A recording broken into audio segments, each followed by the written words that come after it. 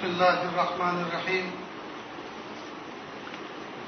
الحمد لله وكفى وسلام على عباده الذين اصطفى أما بعد أعوذ بالله من الشيطان الرجيم بسم الله الرحمن الرحيم ولولا فضل الله عليكم ورحمته ما زكى منكم من أحد أبدا ولكن الله يزكي من يشاء والله سميع عليم سبحان ربك رب العزة عما يصفون وسلام على المرسلين والحمد لله رب العالمين اللهم صل على سيدنا محمد وعلى آل سيدنا محمد وبارك وسلم اللهم صل على سيدنا محمد وعلى آل سيدنا محمد وبارك وسلم اللهم صل على سيدنا محمد وعلى آل سيدنا محمد وبارك وسلم.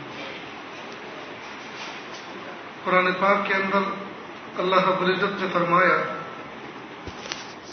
اور اگر اللہ تعالیٰ تم پر فضل و کرم نہ کرتا تو تم میں سے کوئی بھی کبھی بھی بادشاہ نہ ہوگا، لیکن اللہ تعالیٰ اس کو چاہتا ہے بادشاہ کر دیتا ہے. اس آیت کے اندر انسان کو اللہ رب العزت نے یہ بتلا دیا کہ اللہ کے فضل کے بغیر کچھ ہونے والا نہیں، جو ہوتا ہے اللہ کے فضل سے، اللہ کے کرم سے ہوتا ہے. لیکن بندہ اللہ تعالیٰ کے احکام کا پابند ہے. بندے کو چاہیے کہ اللہ تعالیٰ کے حکموں پر عمل کرے. جب بندہ اللہ تعالیٰ کے حکموں پر عمل کرے گا تو اللہ کی رحمت اس کی طرف متوجہ ہوگی.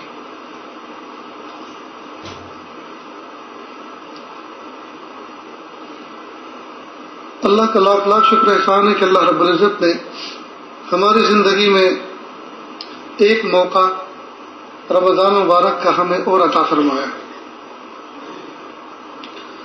رمضان کا روزوں کا مقصد یہ ہے تاکہ بندہ پرہیزگار بن جائے،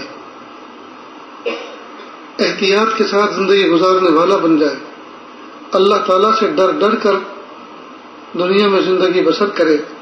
ڈرنے کا مطلب یہ نہیں ہے کہ اللہ تعالیٰ کوئی ظالم ہے، بحیثیت ظالم کے اللہ سے ڈرے، بلکہ اللہ کی عظمت، اللہ تعالیٰ کی عظمت کو پیش نظر رکھے کہ اللہ عظیم ہے، اللہ کریم ہے، مجھے ان کی نافرمانی نہیں کرنی.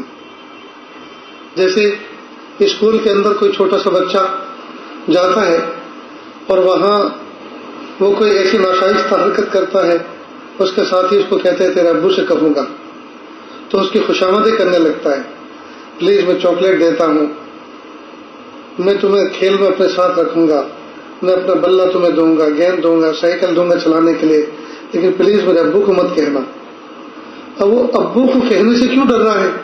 کہ ابو اس کا کوئی خطرناک آدمی ہے، کوئی ایسا شوٹر ہے جو گولی مار کے ہلاک کر دیتا ہے، کوئی ایسا پہلوان ہے غصے والا ہے کہ اٹھا کے پٹک دیتا ہے. وہ کیوں ڈر رہا ہے ابو کے کہنے سے؟ اصل میں ابو کے کہنے سے اس لیے ڈر رہا ہے کہ ابو کی عظمت اس کے آنکھوں کے سامنے ہے کہ میرے ابو جی مجھے چاکلیٹ لا کر دیتے ہیں، میرے ابو مجھے لاڈ پیار کرتے ہیں، میرے ابو مجھے ساتھ میں بٹھا کے کھلاتے ہیں، میرے سر پر دست شفقت پھیرتے ہیں. تو ابو کی عظمت اس کے نظر میں ہے، ابو کی عظمت اس کے دل میں ہے. لہذا اتنے عظیم بات کو وہ تکلیف دینا نہیں چاہتا کہ میری طرف سے کوئی ناشائستہ حرکت اس تک پہنچے، اس کی اطلاع اس کو پہنچے تو اس کو بہت صدمہ ہوگا. ٹھیک بالکل اسی طرح بندہ اللہ تعالیٰ کی عظمتوں کو سامنے رکھتے ہوئے اللہ سے ڈرے کہ میں اللہ کا دیا کھاتا ہوں، اللہ کا دیا پیتا ہوں، اللہ کی دی ہوئی دھرتی پہ چلتا ہوں، اللہ کی دی ہوئی نعمتوں کے ساتھ لطف اندوز ہوتا ہوں، اللہ کی دی ہوئی عزتوں سے لوگوں کے سامنے باعزت بنا پھرتا ہوں.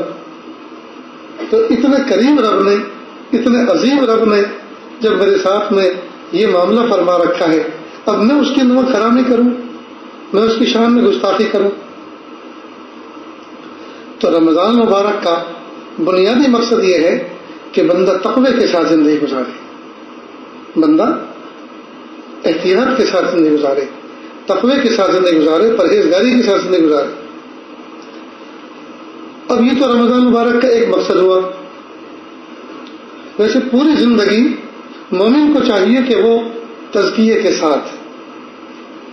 ساتھ اور اللہ تعالیٰ کی محبت و معرفت کے حصول کی نیت کے ساتھ اپنی زندگی بسر کرے. یہ پوری زندگی کا وظیفہ ہے مومن کا. اب یہ تزکیہ کیا چیز ہے؟ یہ بالفاظ دیگر دوسرے معنی میں تصوف و سلوک، یہ کیا چیز ہے؟ اس کو ذرا سمجھیں. محبوب صلی اللہ علیہ وسلم دنیا میں تشریف لائے. محبوب کی پیدائش کے مقصد میں یعلمہم الکتاب والحکمہ ویزکیہم، کہ بندوں کو وہ کتاب سکھائیں، حکمت سکھائیں اور ان کا تزکیہ کریں. یہ تزکیہ مستقل اہمیت کے ساتھ ذکر فرمایا. تو تزکیہ کسے کہتے ہیں؟ تزکیہ کہتے ہیں اصل میں باطن کی صفائی ستھرائی کو. ایک تو ہوتی ہے ظاہر کی صفائی ستھرائی، اس کو پاکی کہتے ہیں، اور تزکیہ باطن کی صفائی ستھرائی، اس کو کہتے ہیں تزکیہ. اب اس کا ایک پروسیجر ہے پورا. آپ اس کو یوں سمجھیں کہ اللہ پاک نے کچھ احکام بندے کے ظاہر سے متعلق فرمائے. تو انسان کے جسم سے متعلق کچھ احکام ہیں، اور وہ احکام دو طرح کے ہیں، اوامر پر مشتمل ہیں اور نواہی پر مشتمل ہیں. اوامر امر کی جمع ہے، یعنی اللہ تعالیٰ نے کچھ کام کرنے کے لیے کہا ہے اور کچھ کام نہ کرنے کے لیے کہا ہے. ٹھیک ہے. اب اوامر میں جیسے نماز کا پڑھنا، روزے کا رکھنا، زکوٰۃ کا دینا، حج کا کرنا، یہ اوامر. اور نواہی جھوٹ نہ بولنا، غیبت نہ کرنا، شراب نہ پینا، چوری نہ کرنا، یہ نواہی ہے. یہ انسان کے جسم کے ظاہر سے متعلق احکام ہیں. اور ان احکام کو سیکھ کر جس ضابطے میں کیا جاتا ہے اس کو فقہ کہتے ہیں. اس کو فقہ کہتے ہیں، اس کو شریعت کہتے ہیں. تو مسائل کا ظاہر، اس سے جن چیزوں سے بحث کی جاتی ہے اس کو فقہ ظاہر کہتے ہیں. فقہ ظاہر. اب کسی مفتی سے پتہ چلے گا کہ میں نے ظہر کی نماز میں آخری رکعت کے اندر میں بجائے سلام پھیرنے کے کھڑا ہو گیا، اب میں کیا کروں؟ وہ بتائیں گے کہ کس طرح سے کھڑے ہوئے، کتنے کھڑے ہوئے، اب 2 رکعت پوری کرنی ہوں گی، کیا کرنا ہوگا، یہ فاسد ہوگی یا نماز ہو جائے گی. اب یہ جو مسائل ہیں یہ کوئی مفتی بتائے گا، یہ فقہ کا علم رکھنے والا بتائے گا. پھر یہی جو احکام ہے ان کا ایک باطن ہے.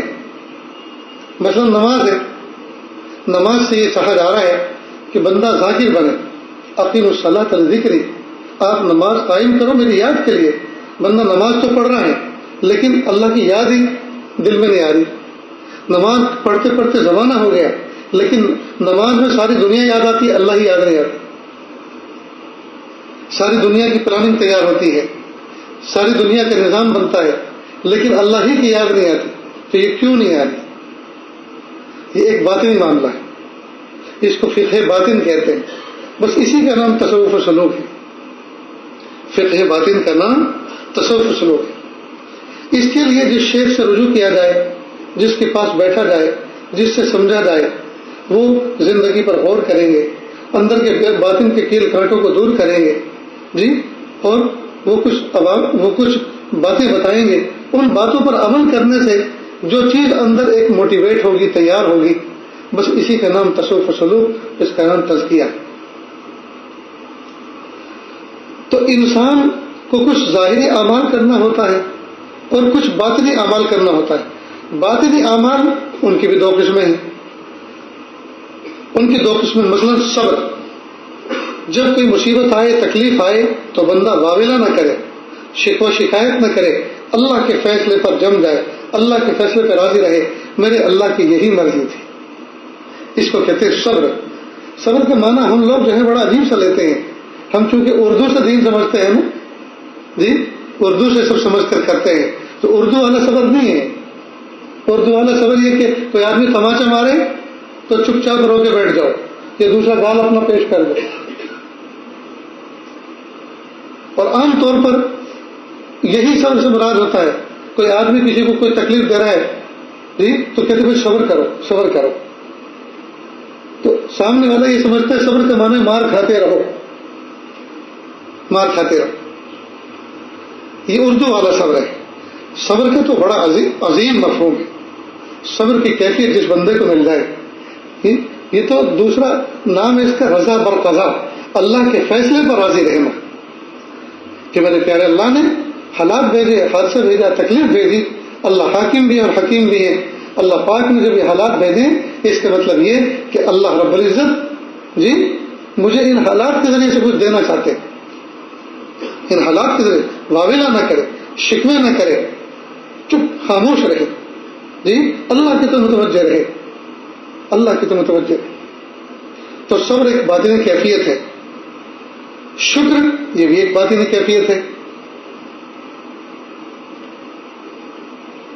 نعمتوں پہ شکر کرنا، جب بھی اللہ تعالیٰ کی طرف سے کوئی نعمت ملی اس پر شکر کرنا. اسی طرح اللہ کی ذات پر بھروسہ کرنا، توکل. اسی طرح کوئی بھی عمل کرے اخلاص کے ساتھ کرے، اللہ ہی کے لیے کرے، اللہ ہی کے لیے کرے، اس کو کہتے ہیں اخلاص. اسی طرح بندہ تکبر نہ کرے، تواضع کے ساتھ رہے، جھکا جھکا رہے، اس کو کہتے ہیں اخلاق فاضلہ. یہ انسان کے باطن سے متعلق احکام ہیں. تو جس طرح سے اللہ پاک نے ظاہر میں احکام کرنے کا مکلف کیا ہے، نماز پڑھے، روزہ رکھے، حج کرے، زکوٰۃ دے، یہ انسان کی فزیکل کنڈیشن سے متعلق ہے، ظاہری حالت سے متعلق. اسی طرح نواہی ظاہری حالات سے متعلق ہے کہ جھوٹ نہ بولے، غیبت نہ کرے، شراب نہ پیے، چوری نہ کرے، ڈاکہ نہ ڈالے، یہ نواہی. ایسے ہی باطن سے متعلق کچھ عوامر ہیں، کچھ نواہی ہیں. باطن سے متعلق جو عوامر ہیں ان کو اخلاق فاضلہ کہتے ہیں، فضیلت والے اخلاق جو آپ کے سامنے پیش کیے گئے. صبر کرنا، شکر کرنا، توکل کرنا، اخلاص پیدا کرنا اور تواضع کے ساتھ زندگی گزارنا. اسی طرح یہ اخلاق فاضلہ ہے، اس کے مقابلے میں نواہی ہیں، ان کو اخلاق رذیلہ کہتے ہیں. مثلا تکبر، حسد، ریاکاری، بغض، یہ اندر کے کیل کاٹے ہیں، تو ان کو قابو میں کرنا. اچھا، کچھ رذائل اللہ پاک نے جو انسان کے اندر پیدا کیے ہیں اس کی فی نفسی ایک حکمت ہے. اللہ تعالیٰ حاکم ہے، اللہ حکیم ہے، اس کی حکمت ہے. تو سرے سے اس کا ختم ہونا اور سرے سے اس کا ازالہ مطلوب نہیں. مثال کے طور پہ غصہ، غضب، یہ ایک رذیلہ ہے. لیکن اگر سرے سے ختم ہو جائے تو بندہ یہ تو اپنے ایمان کی حفاظت نہیں کر سکے گا، اپنے جان مال عزت آبرو کی حفاظت نہیں کر سکے گا، شاعر اللہ کی حفاظت نہیں کر سکے گا. تو اس کا ہونا ضروری ہے، لیکن اتنا ہونا ضروری ہے جو انڈر کنٹرول ہو. سرے سے اس کا ختم کرنا یہ مطلوب نہیں. اسی طرح شہوت ایک رذیلہ ہے، شہوت کو سرے سے ختم کرنا یہ مطلوب نہیں ہے. اس لیے کہ اگر شہوت سرے سے ختم ہو گئی تو یہ نسل انسانی کی افزائش کیسے ہوگی، یہ سلسلہ کائنات کیسے چلے گا. تو شہوت کا ہونا ضروری ہے لیکن انڈر کنٹرول ہو، اس کا جائز استعمال ہو جی، وہ اس سے بے قابو نہ ہو، وہ اس سے زنا وجود میں لاتا نہ پھرے، اس کے ذریعے سے وہ بدامنی قائم کرتا نہ پھرے، اس کے ذریعے سے ظلم کرتا نہ پھرے. تو فی نفسی اس کا ہونا مطلوب ہے لیکن اس کو کنٹرول کرنا. تو جس محنت کے ذریعے سے، جس مجاہدے کے ذریعے سے ان کو قابو میں کیا جاتا ہے اسی کا نام ریاضت ہے، اسی کا نام تصوف و سلوک ہے، اسی کا نام تزکیہ ہے، اسی کا نام تزکیہ. تو تزکیہ کہتے ہیں اصل میں باطن کی صفائی کو، باطن کی صفائی کا نام تزکیہ ہے. اب ایک بہت بڑی غلطی سالکین سے، سالک کہتے ہیں چلنے والے کو، اللہ کی راہ میں محبت میں قدم بڑھانے والے کو سالک کہتے ہیں۔ ایک بہت بڑی غلطی یہ ہوتی ہے کہ کئی مرتبہ کسی شیخ کو وہ اختیار کرتا ہے کہ میں ان سے بیعت ہو جاؤں گا اور میں ان سے اپنی اصلاح لوں گا، میں اپنی اصلاح لوں گا، اپنے حالات کی خبر کروں گا اور یہ جو بتائیں گے اس پر میں عمل کروں گا۔ اب وہ بیعت تو ہو گیا لیکن رابطہ کوئی نہیں۔ کئی مرتبہ رابطے کا مطلب ہی غلط سمجھتے ہیں، یہ اس میں کمی کوتاہی کرتے ہیں۔ کئی مرتبہ جتنے بھی مشائخ، جتنے بزرگان دین ملتے ہیں سب سے بیعت ہو جاتے ہیں۔ ایک مرتبہ ایک صاحب میرے پاس آئے اور کہا میں اتنے سال سے فلاں شیخ سے بیعت ہوں لیکن میرے اندر ترقی نہیں ہو رہی، مجھے جو کچھ ملنا چاہیے وہ نہیں مل رہا۔ میں نے کہا کیا چاہتے ہیں آپ؟ یہ جو آپ درد لے کر میرے پاس آئے ہیں کہ میری ترقی نہیں ہو رہی، یہ ان کی صحبت کی برکت سے تو یہ احساس آپ کے اندر پیدا ہوا، تو یہ کوئی کم ترقی ہے کہ آپ کے دلوں میں یہ احساس پیدا ہو گیا کہ مجھے کسی سے بیعت ہونا ہے، یا آپ کے اندر یہ احساس پیدا ہو گیا کہ میری ترقی رکی ہوئی ہے، میری ترقی نہیں ہو رہی، یہی تو ترقی ہے۔ پھر ان سے پوچھا آپ نماز پڑھتے ہیں؟ جی پڑھتا ہوں۔ گناہ ہو جاتے ہیں، کمی کوتاہی ہو جاتی ہے؟ جی ہوتا ہے۔ نماز کے پڑھنے پر خوشی ہوتی ہے اور چھوڑنے پر غمی ہوتی ہے، گناہ کے ہونے پر ندامت ہوتی ہے؟ جی ہوتی ہے۔ تو آپ کی گاڑی تو پٹری پر سیدھی چل رہی ہے۔ اعمال کا کرنا اور منکرات کے ارتکاب سے ندامت کا ہونا، یہی تو اس بات کی علامت ہے کہ اندر سب سلامت ہے۔ منکرات کے کرنے پر اگر احساس ندامت نہ ہو تو اس کا مطلب یہ ہے کہ اندر کا ضمیر مر چکا ہے اور معاملہ بہت آگے بڑھ چکا ہے۔ تو جب یہ چیز حاصل ہے تو یہی تو ان کی دعاؤں کی برکات ہے، یہی تو ان کے سلسلے کی برکت ہے جو آپ کو ملی ہوئی، اور آپ اس کو چھوڑ کر کسی اور کے یہاں جانا چاہ رہے ہیں۔ دوسری بات یہ کہ آپ ان کے پاس کتنی مرتبہ جاتے ہیں، تو ان کے پاس تو جانا نہیں ہوتا، تو وہ آپ کے پاس آئیں، پھر وہ آپ کے گھر آئیں، وہ آپ کے پاس آئیں۔ چلیے آپ ان سے بیعت توڑ کر، ان سے ہٹ کر آپ ہمارے سے جڑ جائیں یا کسی اور سے جڑ جائیں جس سے آپ کو لگ رہا ہے کہ یہاں نفع ہوگا۔ وہاں بھی اگر معاملہ آپ کیسے ہی رہا، ان سے بھی رابطہ نہ رکھا، ان کی باتوں اور ہدایتوں پہ عمل نہ کیا، پھر تیسرے کے پاس جائیں گے، اور پھر تیسرے کے پاس بھی ایسے ہوا تو چوتھے کے پاس جائیں گے، تو زندگی تو اسی میں گزر جائے گی۔ یہ بڑی کمی کوتاہی کی بات ہے۔ کم از کم اپنے شیخ تک کوئی میسج کر کے، کوئی روپا لکھ کر اتنا حال پہنچا دو، بس دعا فرمائے حال بہت خراب ہے، حال کے لیے دعا فرما دے، یہ بھی مت لکھو، بس حال کے لیے دعا کر دیجیے، حال کے لیے دعا کر دیجیے، بس اتنا کافی۔ اتنے جملے پر جو ان کی دعا ملے گی اس سے حال درست ہونا شروع ہوگا۔ اور اپنے اندر آدمی اپنے ضمیر کو بیدار رکھے، جو کرنے کے کام کہے ہیں وہ کرے، جن چیزوں سے بچنے کے لیے کہا ان سے بچے۔ بہت سے لوگ رابطے کا مطلب یہ سمجھتے ہیں کہ رابطے کا مطلب یہ ہے ہر وقت شیخ کی گود میں بیٹھے رہو، یا ہر وقت شیخ سے فون سے جڑے رہو، ہر وقت میسج کرتے رہو، اور ہر وقت میں سمجھتا ہے کہ میسج کا جواب نہ دے، اس کا مطلب یہ کہ شیخ کو مجھ سے تعلق نہیں۔ معاملہ الٹا ہے، اب تو شیخ کو دوش دیتے ہیں کہ اس کا مجھ سے تعلق نہیں۔ یہ غلط بات ہے، یہ بڑی زیادتی۔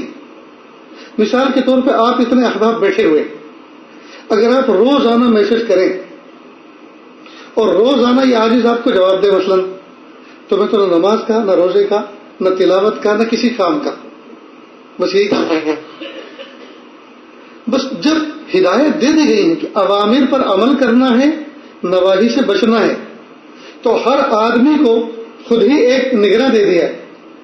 ضمیر کے اعتبار سے خود آدمی اپنا نگراں خود ہوتا ہے، اور رمضان مبارک میں یہی چیز تو سیکھی جاتی ہے کہ ہر آدمی اپنا نگراں بن جاتا ہے، پانی اندر پہنچنا نہ پائے، جی کھانا پینا اندر پہنچنا نہ پائے، فریج کے اندر حلال چیزیں کمائی ہوئی موجود ہیں، لیکن صبح سے شام تک کا بھی وقت جو وقت ہے جی اس میں گنجائش نہیں ہے، ابھی غروب آفتاب نہیں ہوا، لہذا مجھے باوجود یہ کہ فریج کے اندر مشروبات موجود ہیں، جوس موجود ہیں، فروٹ موجود ہیں، لیکن نہیں کھا سکتا، نہیں پی سکتا. کیوں؟ اس لیے کہ ابھی غروب آفتاب میں کچھ منٹ باقی. حالانکہ کوئی دیکھنے والا نہیں ہے، کوئی پکڑنے والا نہیں ہے، کوئی بدنام کرنے والا نہیں ہے. بھوک بھی شدت سے لگی ہوئی ہے، پیاس بھی زوروں کی لگی ہوئی ہے، اور کوئی معنی نہیں ہے. لیکن انسان اپنے اوپر نگراں بن جاتا ہے جی کہ نہیں، میرا اللہ تو دیکھ رہا ہے، میں نے اللہ کے لیے روزہ رکھا ہے، میرا رب تو مجھے دیکھ رہا ہے. بس یہ نگرانی جب شیخ سے بیعت ہو گئی، اصلاح کا تعلق قائم کر لیا، اور انہوں نے کچھ احکام بتا دیے کہ ان کو آپ کریں، پابندی کے ساتھ نماز کا اہتمام کریں، جو کچھ آپ کے ذمہ حقوق واجبہ باقی ہیں ان کی ترتیب بنائیں، ترتیب بنا کے پلاننگ کر کے ان کو ادا کریں. جو نمازیں آپ کی زندگی کی باقی ہیں، ہر روز ایک نماز کے ساتھ، اپنی موجودہ نماز کے ساتھ پچھلی نماز بھی قضا کر لیا کریں، اور اس کو ٹک مار کر لیا کریں، اس کا حساب رکھیں. کسی کا کچھ چھین رکھا ہے، لے رکھا ہے، دبا رکھا ہے تو اس کو ادا کر دیں. جی اب یہ ہدایت تو دے دیں. اب کرنے میں معنی کیا ہے؟ کرنے میں معنی کیا ہے؟ یاد رکھنا، راہبر صرف راہ دکھاتا ہے، راہ چلنا راہرو کا کام ہوتا ہے. راہبر صرف راہ دکھاتا ہے، باقی راہ چلنا، راستہ منقطع کرنا تو راہرو کا کام ہوتا ہے. کبھی بھی کوئی شیخ انگلی پکڑ کے لے کے جاتا، رہبری کرتا ہے. نماز آپ کو پڑھنی، جی نماز ہم سب کو پڑھنی، تلاوت و ذکر و اذکار ہمیں خود اپنے ذاتی کرنے. تو جو کام ہماری ذات سے متعلق ہے، جو ہمیں ہمارے کرنے سے متعلق ہے، وہ کریں. شیخ کے متعلق جو کام ہے اس کا کام ہے دعا کرنا، تڑپنا، اللہ کے حضور جی درخواست لگانا، وہ اپنا کام کر رہا ہے. اس لیے مرید کئی مرتبہ سو رہا ہوتا ہے اور شیخ اس کے لیے تہجد میں رو رہا ہوتا ہے. تو شیخ اپنا کام کر رہا ہے. کئی مرتبہ نفس و شیطان ہمیں اس میں بھٹکاتا ہے، کئی مرتبہ کئی لوگوں سے آدمی بیعت ہو جاتا ہے، اور حقیقت میں وہ کسی سے بھی بیعت نہیں ہوتا، وہ شیطان سے بیعت ہو جاتا ہے. کئی مرتبہ نفس و شیطان اس کو عار دلاتا ہے، تجھے بیعت ہوئے اتنے مہینے ہو گئے، تو نے نہ کبھی کوئی میسج کیا، نہ کبھی کوئی خط لکھا، نہ کبھی کوئی پیغام بھیجا، نہ کبھی تو مجلس میں حاضر ہوا، تو کس منہ سے جائے گا؟ یہ شیطان چھڑاتا ہے. تو اس وقت شیطان کو اپنے نفس کو کہنا چاہیے اسی منہ سے جاؤں گا، انہی قدموں کے ساتھ جاؤں گا، اسی وجود کے ساتھ جاؤں گا. ماں جیسی پیاری اور باپ جیسا پیارا جب اب اپنے بچے کو نجاست میں لتڑا ہوا دیکھتا ہے، کیچڑ میں لتڑا ہوا دیکھتا ہے، تو ماں اور باپ کی شفقت اس پر اور زیادہ متوجہ ہوتی ہے. ہائے میرا بیٹا کہاں کیچڑ میں گر گیا، کہاں گندگی میں گر گیا. جی اگر بچہ کہیں ٹھوکر کھا کر آ رہا ہو اور اس کی پیشانی پہ چوٹ لگی ہو اور خون بہ رہا ہو، گھٹنے اس کے پھوٹے ہوں، گھٹنے میں خون بہ رہا ہو، ماں اور باپ کا دل لرز جاتا ہے. ارے من نے کیا ہوا جی، کس نے مارا آپ کو، کہاں گرے؟ تو اس کی حالت زار کو دیکھتا ہے تو اس کو اور ترس آتا ہے. اسی طرح شیخ جب اپنے مرید کی خستہ حالت کو دیکھتا ہے اس کو اور ترس آتا ہے. کہاں چلا گیا تھا، کہاں رہ گیا تھا، نفس و شیطان کے کیسے ہتھے چڑھ گیا تھا. ہائے جی کس نے اس کو اپنی قید میں رکھا؟ نفس نے یا شیطان نے؟ کس طرح سے اس کو برگلایا، کس طرح اس کو بہکایا. ہائے کتنی ترقی کر سکتا تھا لیکن دور رہ کر کتنا نقصان کیا. تو اس کی طرف سے شفقت اور رافت اور زیادہ بڑھ جاتی. یہ تو نفس و شیطان کا دھوکہ ہے، وہ کیا کہیں. اور جو شیخ یوں کہ اتنے دن کے بعد نکل جاؤں گا، وہ شیخ بنانے کے قابل ہی نہیں، اس کے اندر شفقت ہی نہیں، محبت ہی نہیں، رافت ہی نہیں. ایک نوجوان بچہ کئی سال کے بعد ملا، اس عاجز نے اسی طرح سے اس کا استقبال کیا، بلایا، سینے سے لگایا، معانقہ کیا، زور و قطار پھوٹ پھوٹ کے رویا. اور کب میں سمجھ رہا تھا کہ آپ مجھے کھدڑ دیں گے، میں سمجھ رہا تھا آپ مجھے نکال دیں گے. یہ کیسے ہو سکتا؟ کوئی ماں باپ اپنے بچے کو جو اس کی حالت اظہار کو دیکھیں اس کو کھدیر سکتے ہیں، اس کو نکال سکتے ہیں، اس کو دفع دور کر سکتے ہیں؟ تو سینے سے لگاتے، سینے سے لگاتے. اسی طرح شیخ جب اپنے مرید کو بھٹکا ہوا دیکھتا ہے، جی دور دیکھتا ہے، غفلت میں دیکھتا ہے، تو اس کی رافت اور شفقت محبت اور بڑھ جاتی، دوگانا ہو جاتی. اس لیے کبھی بھی نفس و شیطان کے جال میں مت آؤ دوست. اور اگر ہمت نہیں ہو رہی تو لکھ کر بھیجو، کسی سے کہہ کر بھیجو کہ میرا حال بہت خراب ہے، میرے لیے دعا کر دیجیے، میں اس قابل ہو جاؤں کہ میں آپ کے پاس آ سکوں. اور اس سے پوچھو کہ میرے بارے میں کیا جملے فرمائے، مجھے کیا دعا دی، اور جب وہ واپس لوٹ کر آپ کو جواب دے گا تو اللہ کی ذات سے امید ہے اسی سے ہمت بن جائے گی، اسی سے ہمت بن جائے گی۔ تو ایک بہت بڑا دھوکہ موردین اس بارے میں کھا جاتے ہیں کہ ایک تو یہ کہ وہ رابطہ نہیں رکھتے، جو کچھ ہدایت دی ہے وہ کرتے نہیں ہیں۔ دیکھو ایک اچھی طرح اصول سمجھ لیں، جب رابطے میں کوتاہی ہو جائے اور دن بیت جائیں اور ملاقات نہ ہو اور غفلت تہ در تہ جم جائے، غفلت پہ غفلت، اعمال سے آدمی بالکل کوڑا ہو جائے،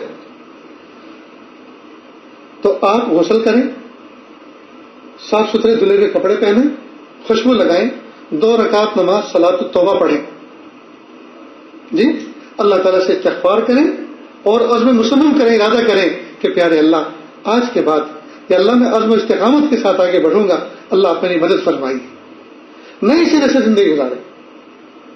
جی کئی مرتبہ کمپیوٹر چلتے چلتے ہینگ ہو جاتا ہے تو ریسٹارٹ کرنا پڑتا ہے، فون چپک جاتا ہے تو ریسٹارٹ کرنا پڑتا ہے، تو اسی طرح آدمی اپنے اعمال کے اعتبار سے اپنے اوپر ریسٹارٹ مارے، ریفریش کرے، اور اس کا طریقہ یہ ہے کہ غسل کرے، جی صاف ستھرے کپڑے پہنے، 2 رکعت پڑھے اللہ سے کہ میرے پیارے اللہ آج سے میں نئی زندگی گزارنا چاہتا ہوں، آپ میرے رب ہیں، آپ میری طرف متوجہ ہیں، آپ مجھے جانتے ہیں، میرے پیارے اللہ میرے خالق ہیں، آپ میرے مالک ہیں، اللہ جی مجھے راہ دکھا دیجیے، مجھے راہ دکھا دیجیے۔ اور سورہ فاتحہ سے متعلق جو آج آپ کے سامنے مضمون آیا، جی جب نماز پڑھیں تو سکون کی نماز پڑھیں، اور سکون کی نماز میں ٹھہر ٹھہر کے تلاوت کریں، اور اس مفہوم سورہ فاتحہ کے مفہوم کو سامنے رکھتے ہوئے اپنے اللہ کے سامنے جی 10 بستہ کھڑے ہیں، اور اس کے بعد ہاتھوں کا پیالہ بنا کر اللہ سے بھیک مانگے، میرے پیارے اللہ آپ کے علاوہ اس آسمان کی چھت کے نیچے میرا ہے کون؟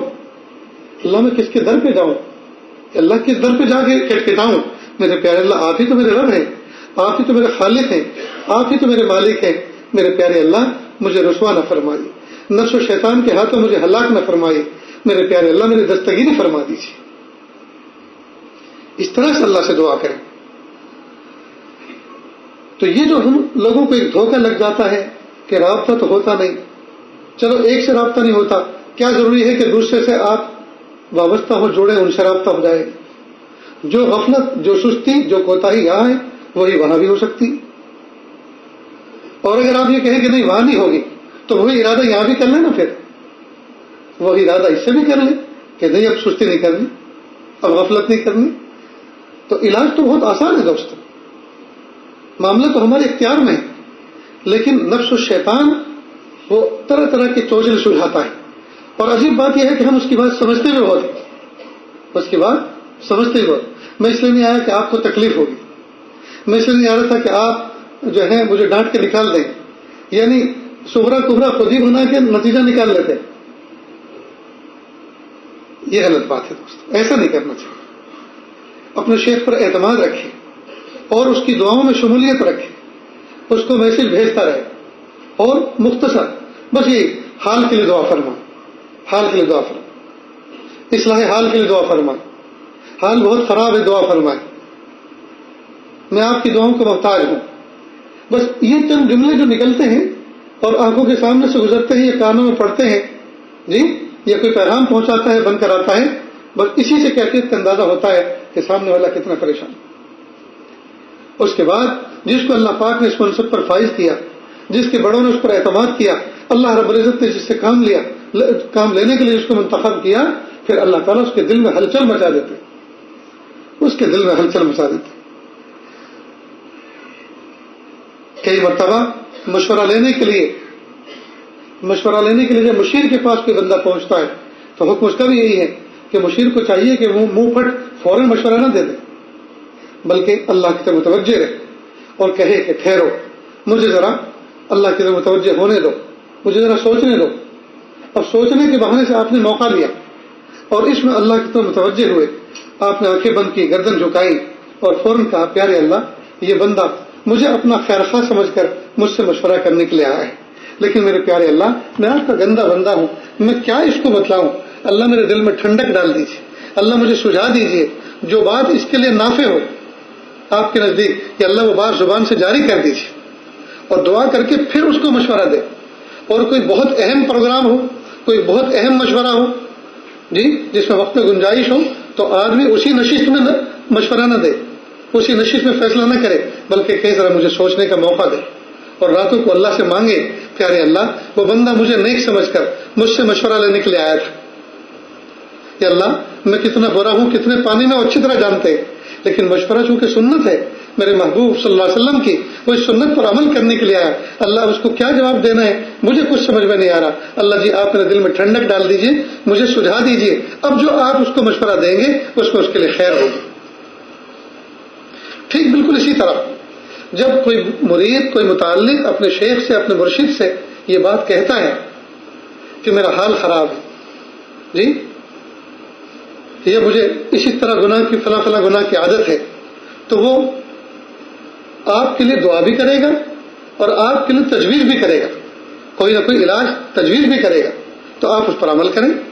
اور وہ جو دعا کرے گا وہ دعا آپ کے لیے معین و مددگار ہوگی. تو ہم جو ہیں گھر بیٹھے کئی مرتبہ بدگمان ہو جاتے ہیں، کئی مرتبہ ہم رابطے کی کوتاہی اور کمی کی وجہ سے یہ سوچتے ہیں کہ اب ان کے دربار میں جانا بہت مشکل ہے، اب تو وہ کھدیڑ دیں گے، اب تو وہ باہر نکلوا دیں گے، اور اب تو کسی اور کے پاس جانا چاہیے. پھر کسی اور کے پاس گیا، وہاں بھی یہی کمی کوتاہی. تو یہ بندہ کسی سے مرید نہیں ہوتا، یہ شیطان اور نفس سے مرید ہو جاتا ہے، پھر یہ اس کی مان کی چلتا ہے.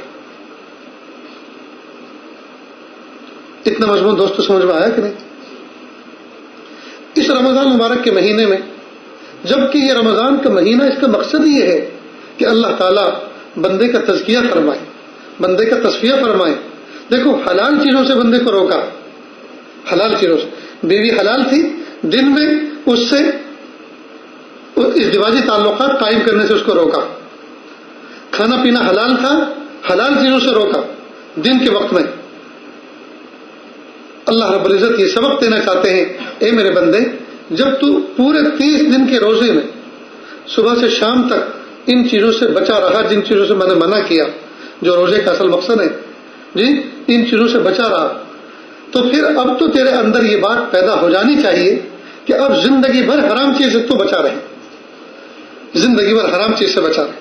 جب حلال چیز سے بچنے کی عادت تیرے اندر پیدا ہو گئی تو حرام چیز سے کیوں نہیں بچ سکتا؟ یہ ہے روزے کا مقصد، یہ ہے روزے کا سبق. تو ہم اس سبق کو سمجھیں، اس سبق کو اپنائیں. نیز صرف کھانے پینے سے نہیں بچنا، اور اسی طرح صرف ازدواجی تعلقات ہی سے نہیں بچنا، بلکہ کچھ اور بھی ہمیں اس میں مشق کرائی گئی ہے. وہ یہ کہ ہم جھوٹ نہ بولیں، ہم غیبت نہ کریں، ہم لایانی نہ کریں. ان تمام چیزوں سے بچیں. اگر کوئی کر رہا ہے تو اس کو روک دیں. اگر آپ روک نہیں سکتے تو محفل سے اٹھ کے چلے جائیں اور سامنے والے کو کہیں میرا روزہ ہے.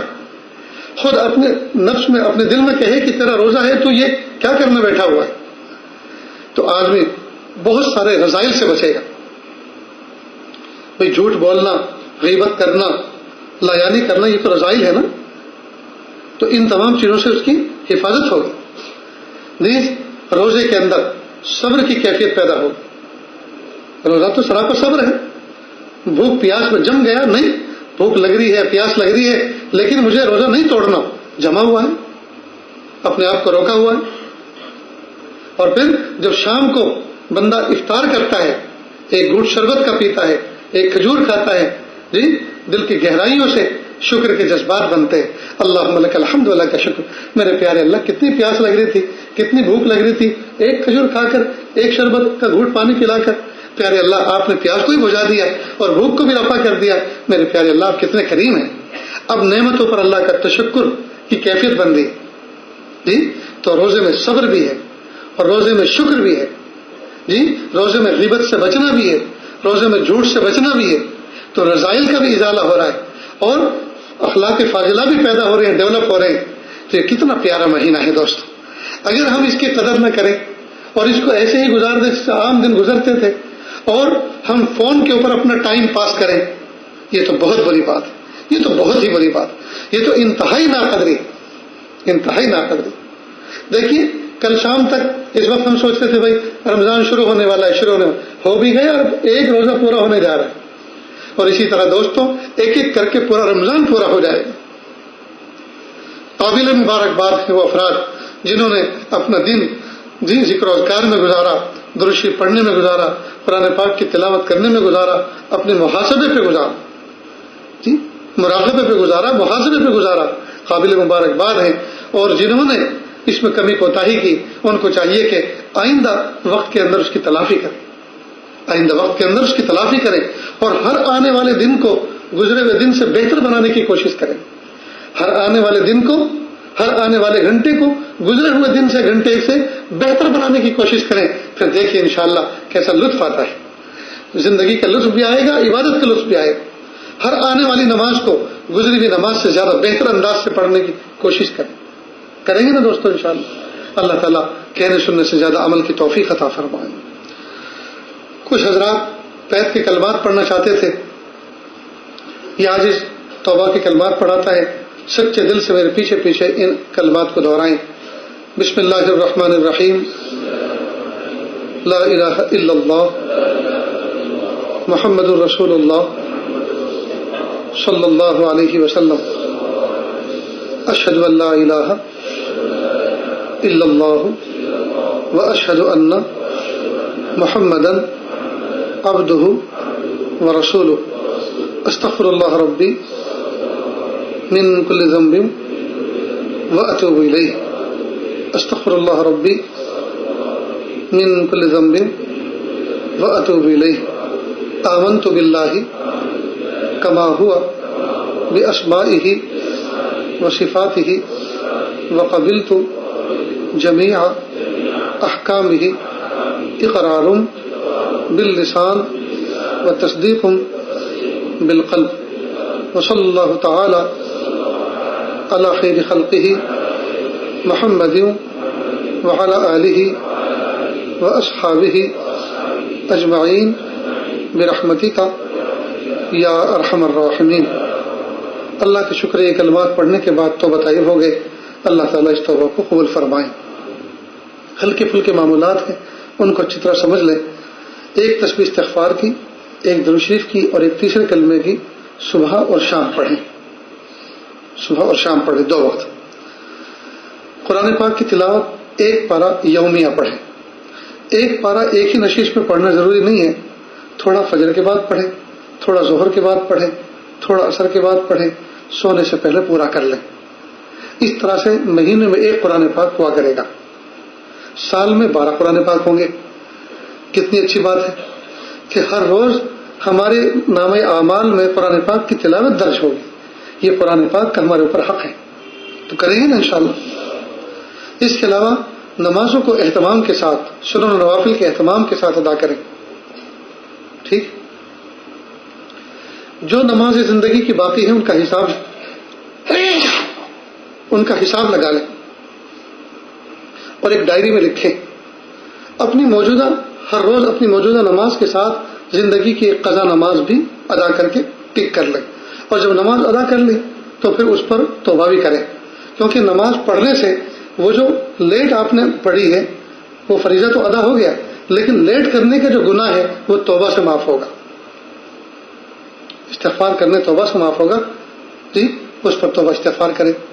ایک بات، اس کے علاوہ جو حقوق ہمارے ذمے کسی کے باقی ہیں، مثال کے طور پر کسی کی کوئی چیز لے رکھی ہے، دینے کا نام نہیں، چھپا رکھی ہے، تو اس کو ادا کریں، یا کسی سے قرض لے رکھا ہے اس کا حساب رکھیں، اس کی ادا کرنے کی ترتیب بنائیں، پختہ نیت کریں، جی، اور جو کچھ اللہ پاک نے اسباب دیے ہیں اس میں سے اس کو مائنس کرنا شروع کریں۔ نیز اپنی ذات سے کسی کو تکلیف نہ پہنچائیں، یہ معاملات یاد رہیں گے، اللہ تعالیٰ عمل کی توفیق عطا فرمائے۔ اب تھوڑی سی دیر کے لیے دعا سے پہلے آنکھوں کو بند کر لیں، سر کو جھکا لیں، دنیا میں جو کچھ ہے اس سے ہٹ کٹ کے اللہ کی یاد میں ڈوب جائیں، نیت کریں اللہ کی رحمت آ رہی ہے، میرے دل میں سما رہی ہے، میرے دل سے گناہوں کی ظلمت و سیاہی دور ہو رہی ہے، میرا دل کہہ رہا ہے اللہ اللہ اللہ۔ جب انسان اپنی ظاہر کی آنکھوں کو بند کرتا ہے اور اپنے دل میں غور کرتا ہے اپنی ماضی کی گزری ہوئی زندگی پر غور و فکر کرتا ہے تو اپنی ماضی کی زندگی کی گندگی اس کو نظر آتی ہے۔ آج اللہ پاک نے موقع عطا فرمایا ہے، ہم ندامت کے آنسو بہا کر ان پر سچی توبہ کر کے اللہ سے معافی مانگیں۔